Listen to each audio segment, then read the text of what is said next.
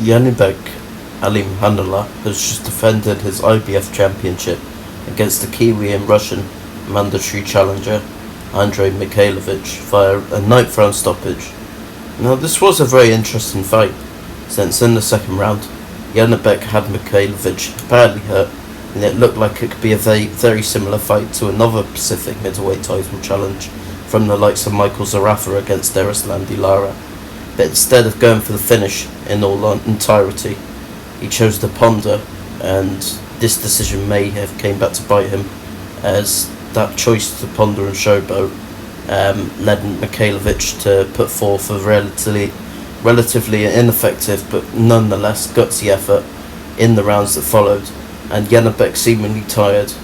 He was never uncomfortable in the inside exchanges, but the general work rate may have made him uncomfortable. Mikhalovich came forward, pressing the action, but at times left his chin on the silver platter. Janibek struggled to capitalise on this at times though, perhaps with the weight issues and all other factors contributing to this. Of course, this fight had to be rescheduled to do with that, although I would argue we saw similar elements of this pondering in the Denzel Bentley fight.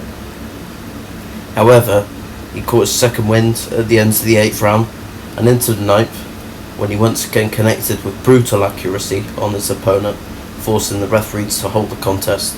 So, I guess the question now is, what next? Well, I think this is a bit of a tricky question, because Janibek clearly has issues with making the weight, but one fact to remember is if he moves up, he will probably be in the Who Needs Him club at 168, because 168 has many big names and people in waiting for the Canelo payday.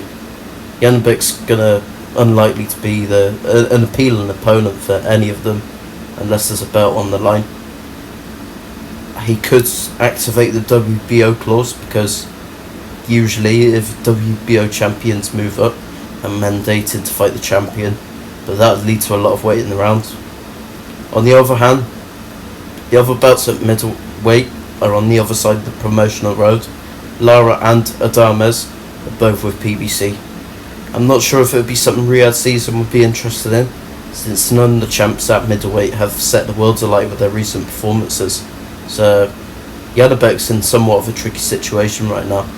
But let me know what you made of the fight and what you think he should do next down below.